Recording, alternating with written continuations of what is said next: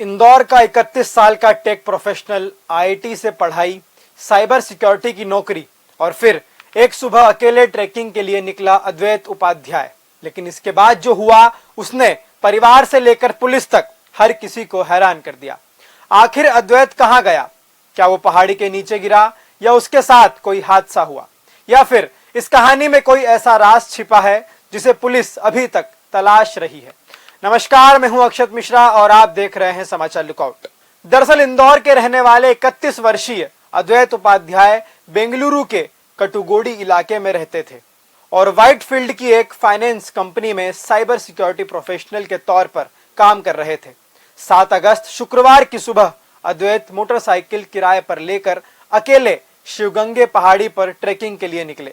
CCTV में सुबह करीब 7 बजे उन्हें शिवगंगे पहुंचते और ट्रैकिंग शुरू करते देखा गया।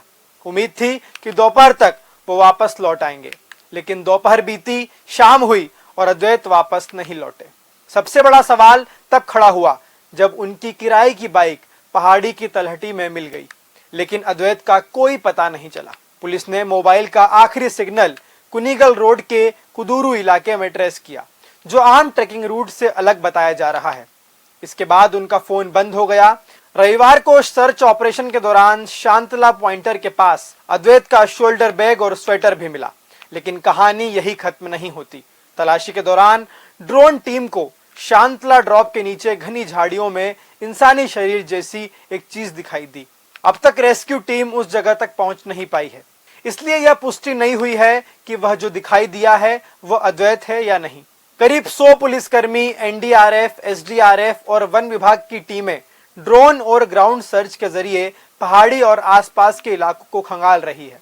लेकिन जांच में सामने आई कुछ बातें इस पूरे मामले को और ज्यादा रहस्यमय बना रही है। पुलिस अद्वैत के लैपटॉप और दूसरे इलेक्ट्रॉनिक डिवाइस की जांच कर रही है।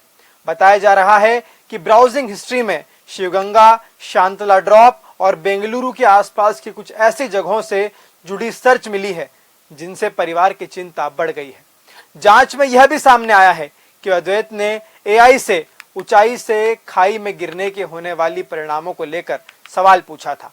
लेकिन ध्यान रखिए, इन सबूतों के आधार पर पुलिस ने अभी तक कोई अंतिम निष्कर्ष नहीं निकाला है। और एक और अहम कड़ी सामने आई है। शुक्रवार सुबह करीब 8:30 बजे अद्वैत ने अपनी मंगेतर प्राप्ति चौहान से वीडियो कॉल की और उन्हें अपनी फोटो भी भेजी थी।